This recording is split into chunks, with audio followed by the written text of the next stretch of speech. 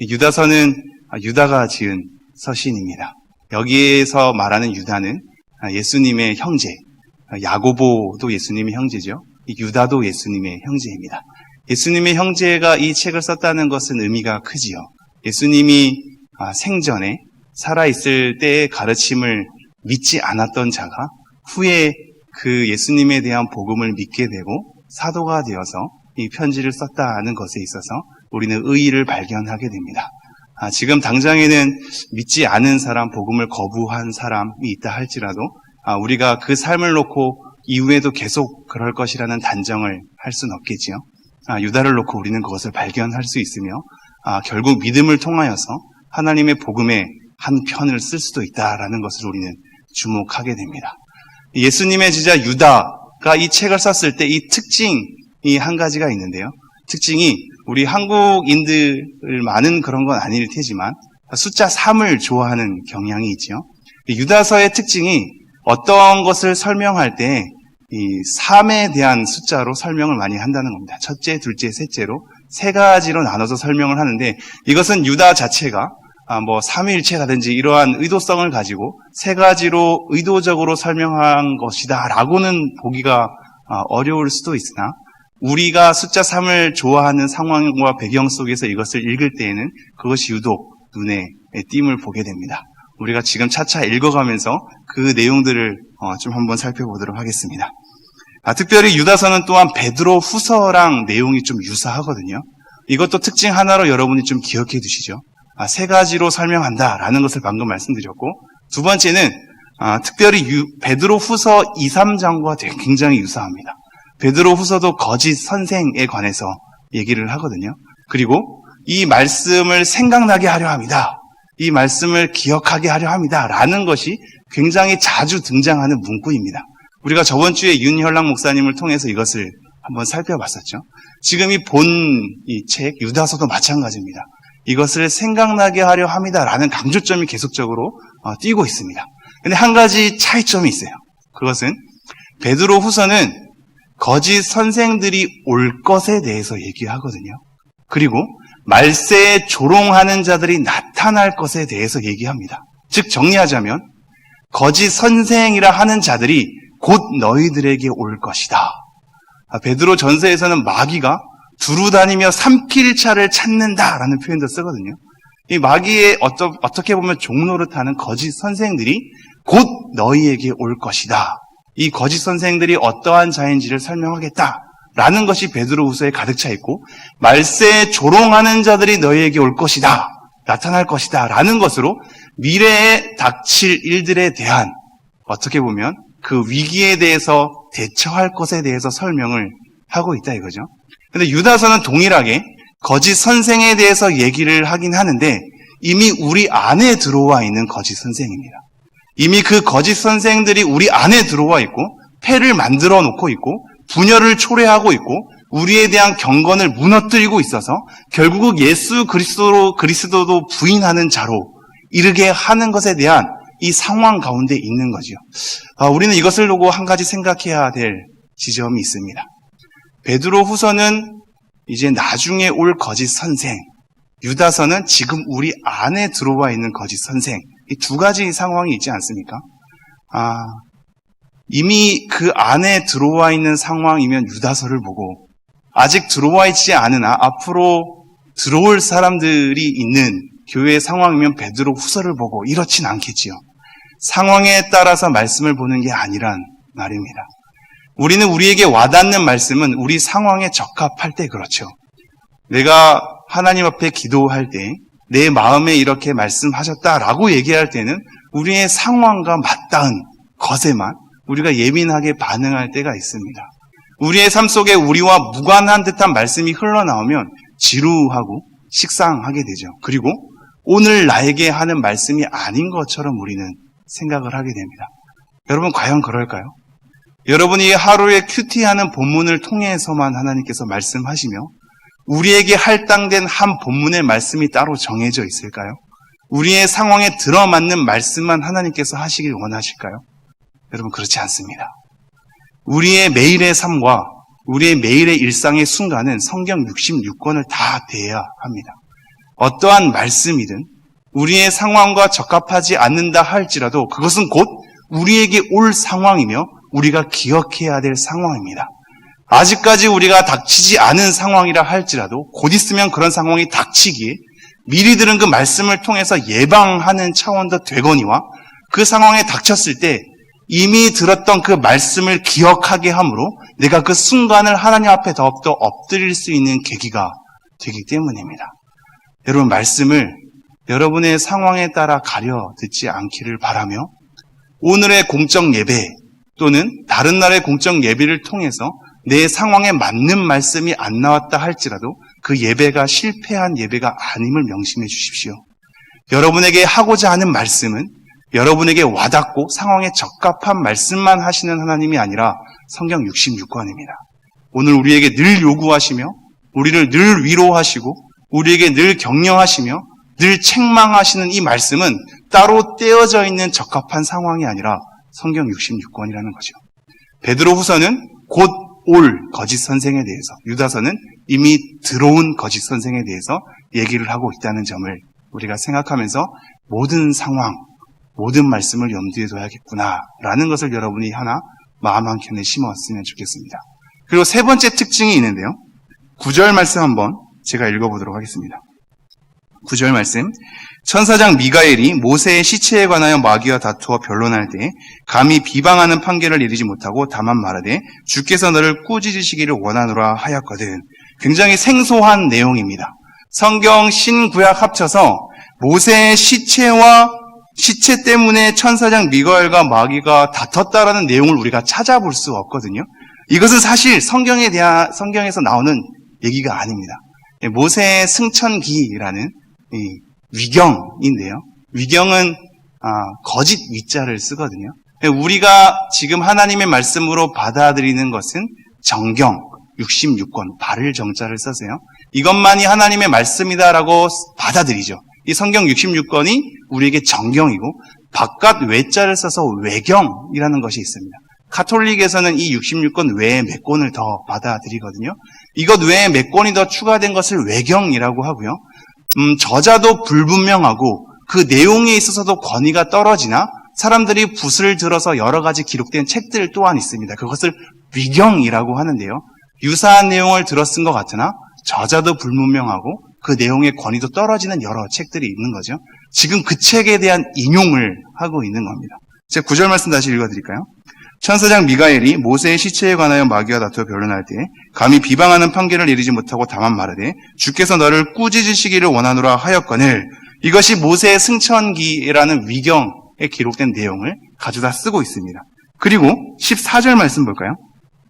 14절 제가 읽겠습니다. 아담의 7대 손 에녹이 이 사람들에 대하여도 예언하여 이르되 보라 주께서 그 수만의 거룩한 자와 함께 임하셨나니. 아담의 7대 손 에녹, 우리가 하나님과 동행한 자라라는 것으로 잘 알고 있는 인물입니다.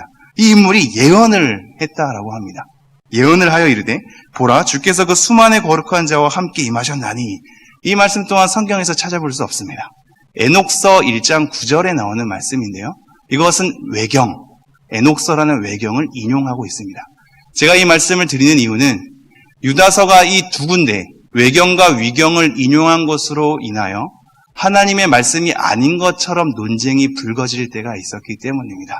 여러분, 그러나 우리가 성경 안에서 다른 것을 인용한다고 할지라도 그 인용은 이 내용이 하나님의 진리다라고 저자가 얘기하는 것이 아니라 독자들을 위해서 독자들이 잘 아는 말씀을 인용하여서 하나님의 진리를 설명하는 한 방식입니다.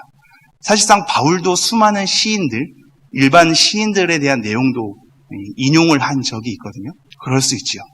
인용했다는 것 자체로 뭔가 외경과 위경을 인용했으니 이 책은 거룩성이 떨어진다라고 얘기할 수 없고 오히려 독자들을 위해서 그것을 인용해서 설명하려는 유다의 노력을 우리는 엿볼 수 있는 겁니다.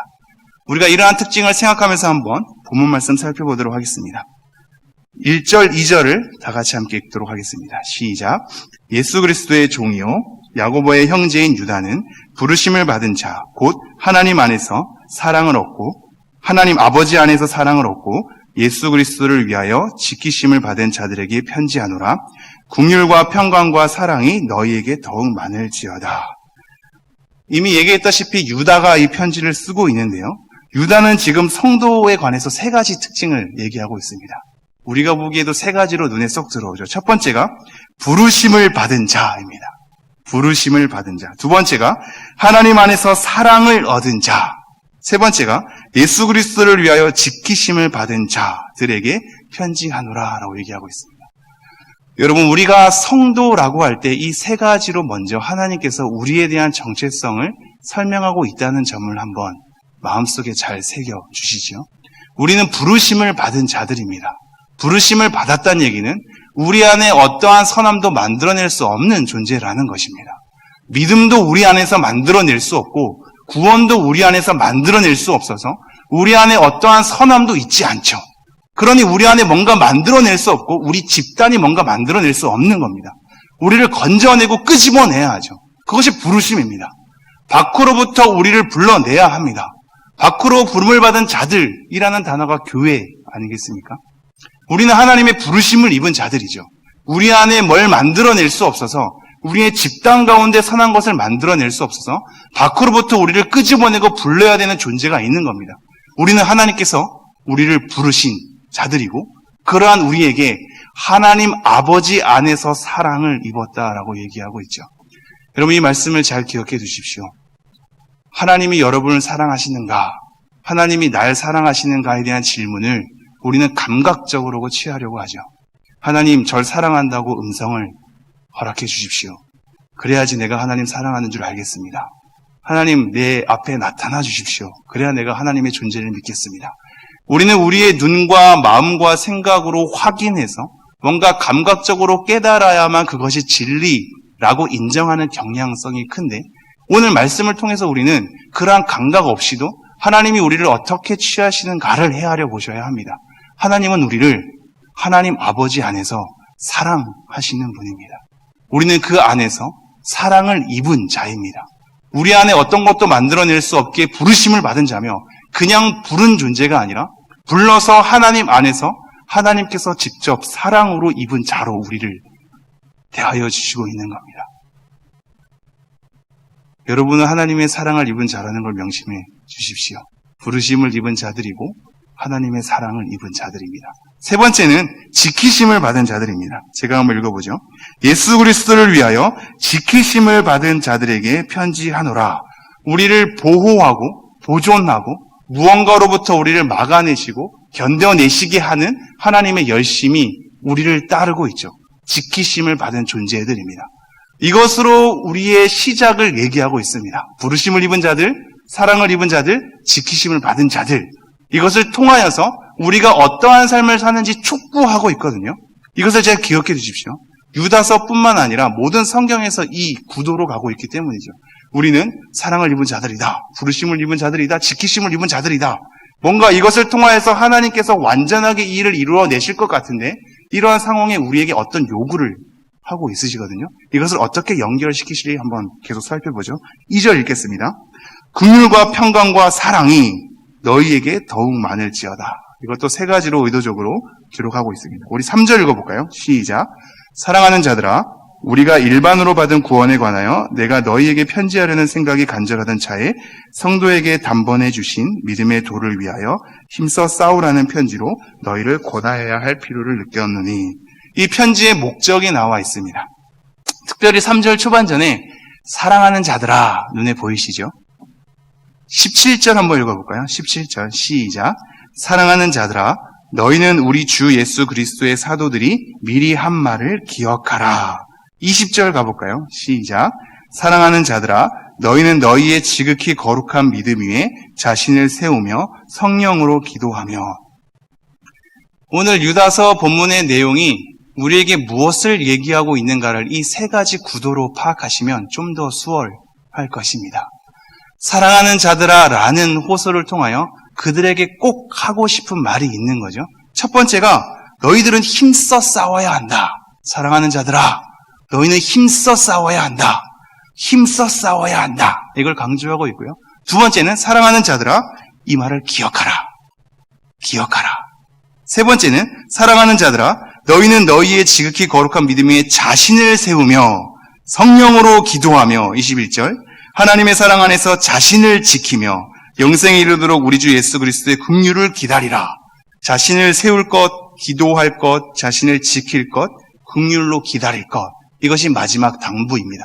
유다서는 이 세 가지 꼭지점만 가지고도 이 유다서에서 하나님께서 우리에게 하시고자 하는 말씀이 무엇인지를 알 수 있습니다. 여러분은 힘써 싸워야 하며 그리고 하나님의 말씀을 기억해야 하며 자신을 세우고 성령으로 기도하며 자신을 지키며 긍휼로 기다리는 삶을 지금 요구받고 있습니다. 그러면 3절 말씀 좀 더 자세하게 보죠. 사랑하는 자들아, 우리가 일반으로 받은 구원에 관하여 내가 너희에게 편지하려는 생각이 간절하던 자에, 지금 유다는 부르심을 받고 사랑을 입고 지키심을 받은 이 성도들에게 편지할 목적이 원래 있었는데 일반으로 받은 구원에 관해서 편지하려던 생각이 있었습니다. 그것도 간절한 생각이 있었죠. 간절한 심정을 담아서 이것을 꼭 나눠야겠다 하는 말씀이 구원에 관한 일반적인 내용입니다. 공통의 우리가 받은 모든 구원의 일반적인 내용들을 잘 정리해서 설명하려던 간절함이 있었죠. 그런데 그 목적이 바뀝니다. 특별한 상황을 통해서 바뀌게 된 거죠. 그 후에 이렇게 얘기하고 있습니다. 성도에게 단번에 주신 믿음의 도를 위하여 힘써 싸우라는 편지로 너희를 권하여야 할 필요를 느꼈노니. 성도에게 어떻게 주셨다고요? 어떻게 주셨다고요? 단번에 주셨다고요. 단번에 주셨다는 내용이 왜 강조되고 있을까요? 우리는 한 말씀을 대하면 그것에 새로운 것을 입히거나 아니면 그것을 뭔가 빼서 우리의 삶에 맞게끔 타협하게 하려는 경향이 굉장히 크죠. 기존의 말씀에 뭔가 새로운 해석이 있어야 우와 하게 되는 거고, 기존에 요구되는 말씀에 우리의 상황이 맞지 않으니 우리의 현실에 좀 숨통이 트일 정도로 몇 개를 빼는, 즉 더하거나 빼는 것을 우리가 복음을 훼손할 때가 있는 겁니다. 지금 유다서는 똑같이 베드로후서는 기존의 다른 서신서들은 뭐라고 얘기하냐면 이미 너네들이 아는 그 말씀, 이미 너네들이 취한 그 복음, 이미 이루신 예수 그리스도의 사건으로 돌아가라. 그것을 기억하라. 그것을 바라보라 라고 얘기하고 있거든요. 말씀 외에는 새로운 것이 없는 겁니다.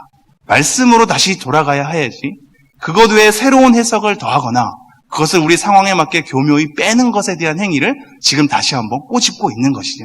단번에 이미 이 한 번으로 영원을 취한 것으로 이미 성취했다. 단번에. 그리고 뭐라고 얘기하냐면 주신입니다. 주신. 이것도 너무 중요한 단어인데요. 베드로 후서에서도 믿음을 받은 이란 표현을 쓰거든요. 믿음은 우리가 만들어낼 수 있는 게 아닌 겁니다. 우리의 선택과 우리의 의지로 믿음을 만들어낼 수 있다면 우리의 선택과 우리의 의지로 믿음을 거부할 수도 있는 겁니다. 우리의 선택과 우리의 의지로 믿음을 만들어낼 수 있어서 그 믿음을 통하여 우리에게 구원이 주어졌다면 우리의 선택과 우리의 의지를 통하여 우리가 믿음을 거부해서 그 구원을 취소할 수도 있는 겁니다. 이것에 대한 심각성이 느껴지시는지요? 우리로부터 출발하는 것은 우리로부터 거부될 수 있는 겁니다. 그러므로 그가 확신하는 믿음, 그가 확신하는 구원은 사실상 그를 토대로 이루어지는 것은 아무 의미가 없습니다. 그 사람이 하나님께서 주신 믿음이 아님에도 불구하고 자기는 믿음을 가졌다고 착각할 수 있고 나는 구원의 확신이 있다고 착각할 수 있기 때문이죠. 그렇지 않다. 믿음은 하나님께로부터 부여받는 것이다.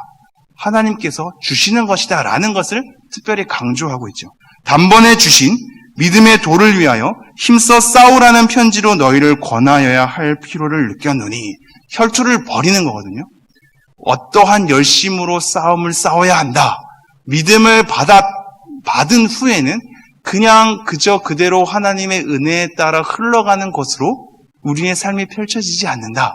경각심을 가지고 힘써 싸워야 한다라는 것으로 우리에게 요구를 하고 있습니다. 왜 이런 필요를 느꼈을까요? 4절 한번 읽겠습니다. 시작. 이는 가만히 들어온 사람 몇이 있음이라. 그들은 옛적부터 이 판결을 받기로 미리 기록된 자니 경건하지 아니하여 우리 하나님의 은혜를 도리어 방탕한 것으로 바꾸고 홀로 하나이신 주제 곧 우리 주 예수 그리스도를 부인하는 자니라. 가만히 들어온 몇 사람이 있었기 때문입니다. 이게 교묘히 살금살금 들어오는 거거든요. 나는 거짓 선생이다라고 대놓고 들어오는 경우는 없죠. 교묘히 살며시 들어오는 겁니다. 베드로후서에서는 이것을 사람으로 표현하기도 하고 사상으로 표현하기도 하거든요. 사람이 없어도 사상은 들어올 수 있는 거죠. 우리 안에 교묘히, 슬며시, 은근히 우리에게 들어오는 겁니다. 이 가만히 들어온 사람 몇이 있음이라. 이 사람의 특징을 뭐라고 얘기하냐면 그들은 옛적부터 이 판결을 받기로 미리 기록된 자다라는 것으로 먼저 선고를 하고 있죠. 이 자들은, 교묘히 들어온 이 자들은 이미 옛적의 하나님의 말씀에 이러한 자들은 심판을 받을 것이다라고 예고된 자들이다. 그런 이 자들을 뭔가 새로이 추앙하거나 멋진 자로, 괜찮은 자로 평가하지 마라. 그들의 내용이 어떠하든, 내용이 우리를 어떠하게 교묘하게 속이든 그들을 추앙하지 마라. 그들은 결과적으로 심판이 예고된 자들이다 라는 것을 우리에게 먼저 짚고 있죠. 그러면서 세 가지로 그들의 특징을 이어서 얘기하고 있습니다. 첫 번째는 경건하지 않은 겁니다. 그들의 삶이, 교묘히 들어온 그들의 삶이 경건하지 않은 겁니다. 경건이라는 단어는 굉장히 많은 의미가 있는데요. 우선은 예배하지 않음입니다. 예배하지 않음. 그래서 하나님을 경외하지 않는 겁니다. 예배하지 않음이라는 게 이 예배에 대한 형식과 우리의 외적 모습이 없다는 얘기가 아니고요. 정말로 하나님에 대한 예배함이 없는 겁니다. 예배 안에 참여하여도 하나님을 향한 예배함이 없을 수 있는 거죠. 이러한 예배함이 상실된 자들, 그래서 하나님에 대한 경외감마저도 잃은 자들에 대해서 얘기합니다. 경건하지 아니하며, 두 번째는 우리 하나님의 은혜를 도리어 방탕한 것으로 바꾼 자들입니다. 무엇을 방탕한 것으로 바꿨다고요? 하나님의 은혜를요. 하나님의 은혜는 복음의 핵심 아닙니까? 이 은혜라는 단어는 우리에게 원인과 이유가 없다라는 단어거든요. 우리에게 원인과 이유가 있으면 그것은 은혜가 아닌 거죠. 우리의 공로인 거죠. 우리가 일을 해서 받은 대가인 거죠. 그런데 우리에게 원인이 없는 겁니다. 우리에게 어떤 근거가 없는 겁니다.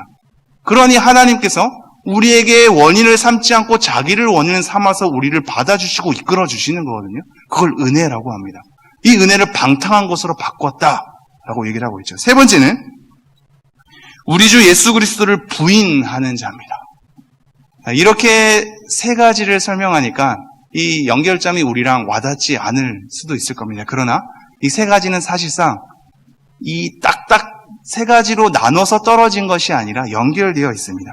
예배하지 아니함, 하나님을 예배함이 상실되고 하나님의 경외함이 상실되면 어느덧 우리는 하나님의 은혜를 방탕한 것으로 바꾸는 게 되고, 그것은 곧 나를, 내 삶을 내 것으로 만드는 행위를 통하여서 하나님의 주권, 여기 보면 주제라고 하죠. 하나님의 다스리심과 통치에 대한 권리를 인정하지 않으려는 경향이 나오는 자들이다 라고 얘기를 하고 있습니다. 하나님의 예배함이 없고 하나님에 대한 경외함이 상실되면 하나님의 은혜가 방탕한 것으로 바뀌게 되고, 결국 우리는 예수 그리스도의 주권과 다스리심을 부인하게 되는 자로 나아갈 것이다 라고 경고를 하고 있죠. 그러면서 5절 함께 읽겠습니다. 시작. 너희가 본래 모든 사실을 알고 있으나 내가 너희로 다시 생각나게 하고자 하노라. 주께서 백성을 애굽에서 구원하여 내시고 후에 믿지 않은 자들을 멸하셨으며. 지금 이 세 가지의 특징, 경건하지 아니하고 은혜를 방탕한 것으로 바꾸고 예수 그리스도를 부인하는 자라는 특징을 통해서 다시 한번 재차 설명하기를 구약에 있는 말씀을 세 가지로 인용을 하고 있습니다. 첫 번째가 5절. 너희가 본래 모든 사실을 알고 있으나 내가 너희로 다시 생각나게 하고자 하노라. 이 세 가지 사건을 다시 생각나게 하는 거죠. 주께서 백성을 애굽에서 구원하여 내시고 후에 믿지 않은 자들을 멸하셨으며. 출애굽한 백성 중에 어떠한 자들을 멸하신 겁니다. 이거 잘 기억해 두시죠. 6절. 또 자기 주의를 지키지 아니하고 자기 초소를 떠난 천사들을 큰 날의 심판까지 영원한 결박으로 흑암에 가두셨으며. 이제는 앞에서는 하나님이 부르셨던 지상의 존재들이라면 두 번째는 천상의 존재들을 얘기하거든요. 천상의 존재들 가운데 자기주의를 지키지 아니하고 자기 초소를 떠난 천사들을 큰 날의 심판까지 영원한 결박으로 흑암에 가두셨으며. 세 번째 7절. 소돔과 고모라와 그 이웃 도시들도 그들과 같은 행동으로 음란하며 다른 육체를 따라가다가 영원한 불의 형벌을 받음으로 거울이 되었느니라. 이제는 하나님이 부르신 자들이 아닌 하나님을 아예 거절한 자들, 소돔과 고모라라는 특징을 무리를 지어서 얘기를 하고 있습니다. 세 가지입니다. 첫 번째는 하나님이 부르신 백성, 출애굽한 백성인데 그 가운데 그 어떠한 백성들을 멸하는 거죠. 두 번째는 지상의 존재만이 아니라 천상의 존재. 세 번째는 지상의 존재 가운데 하나님을 따르지 않고 대놓고 거스리는 자들마저도 하나님께서 다 멸하셨다라고 얘기를 하고 있습니다. 이것이 우리에게 주는 의의가 무엇일까요? 지금 유다는 교회 안에 가만히 들어온 거짓 선생을 교묘히 따르는 자들에 대해서 겨냥하고 있거든요. 그러니까 너네들이 교회 안에 들어와 있다고 너네들의 구원이 보장받는 것으로 착각하지 말라라고 얘기를 하고 있어요. 왜냐하면 출애굽 당한 백성들도 그 가운데 멸하였다라고 얘기를 하고 있고, 비록 천상의 존재지만 그들이 자기 주의를 지키지 아니할 때 흑암에 가두신 사건을 얘기하고 있고, 아예 하나님을 배제하고 떠난 자들, 소돔과 고모라에 대한 심판을 들고 있거든요. 이 심판을 들면서 무리 속에 있다가 떨궈져 나간 자들, 아예 이 밖에 있는 자들의 멸함, 그것이 천상의 존재일지라도 흑암의 과도짐을 우리에게 얘기하고 있습니다. 그러니 교회 안에 무조건 들어와 있다고 그것이 믿음이 저절로 생기는 것도 아니고 자기 확신에 따라 구원받는 것도 아니다. 자기 행위를 돌아봐라. 너네들은 믿음이 없는 자일 수 있다라는 것을 경고를 하고 있는 겁니다. 이 말은 이거와 다릅니다.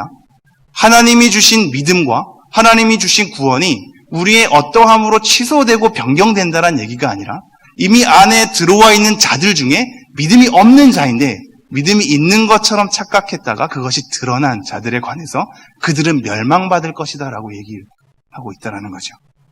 계속해서 8절 말씀 보겠습니다. 8절. 그러한데 꿈꾸는 이 사람들도 그와 같이 육체를 더럽히며 권위를 업신여기며 영광을 비방하는도다. 이 세 가지로 다시 특징을 얘기하고 있는데요. 특별히 이 사람들을 꿈꾸는 사람들이라는 표현을 주목해 주십시오. 꿈꾸는 사람들입니다. 이 무화경이거든요. 무화경. 신앙은 취하는 것이 아닌 겁니다.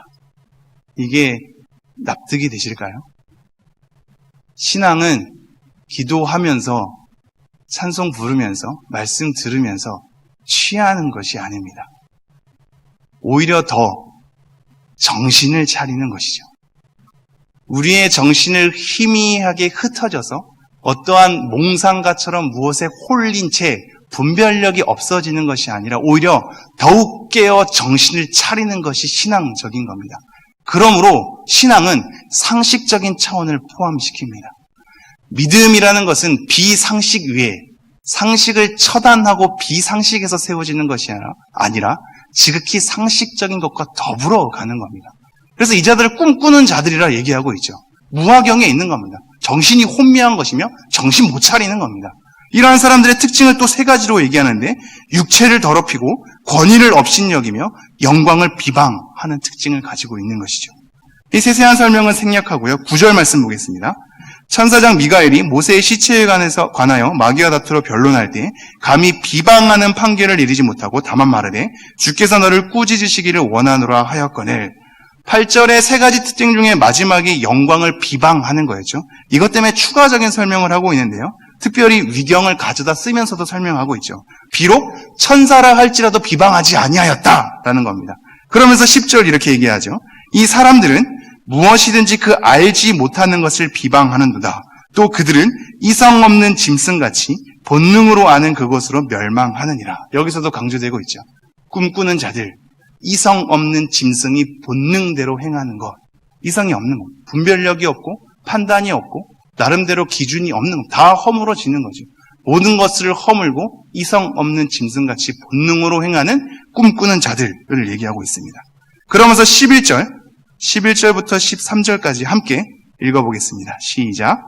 화 있을진저 이 사람들이여 가인의 길에 행하였으며 삭슬 위하여 발람의 어그러진 길로 몰려갔으며 고라의 폐역을 따라 멸망을 받았도다. 그들은 기탄 없이 너희와 함께 먹으니 너희의 애잔의 암초요 자기 몸만 기르는 목자요 바람에 불려가는 물 없는 구름이요 죽고 또 죽어 뿌리까지 뽑힌 열매 없는 가을나무요 자기 수치의 거품을 뿜는 바다의 거친 물결이요 영원히 예비된 캄캄한 흑암으로 돌아갈 유리하는 별들이라. 저 혼자만 읽는 것 같은데요. 네, 제가 한번 잘 계속 말씀을 나눠보죠. 11절 화 있을진저 이 사람들이여. 세 가지로 또 얘기를 하죠. 가인의 길에 행하였으며 삭슬을 위하여 발람의 어그러진 길로 몰려갔으며 고라의 패역을 따라 멸망을 받았도다. 가인의 길, 발람의 길, 고라의 패역입니다. 가인의 길도 여러분이 잘 알고 있고 발람의 어그러진 길도 이 특별히 삭슬 위하여, 이 악한 것에 대한 삭슬 위하여, 자기 이익을 위하여 어그러진 길로 몰려가는 것도 알고 있죠. 고라의 패역 또한 이것은 단순히 지도력에 대한 반항이 아니라 하나님께서 행하시는 방식에 대한 반항인 거거든요. 모세의 지도력에 대해서 고라가 반기를 들죠. 그것은 단순히 지도력에 대한 반기가 아닙니다. 하나님이 모세를 통하여 말씀하시고자 했거든요. 그 말씀하시고자 하는 하나님의 일하시는 방식에 대한 겨냥입니다. 그래서 땅이 입을 벌려 고라를 삼키게 되죠. 12절, 그들은 기탄 없이 너희와 함께 먹으니 너희의 애잔의 암초요.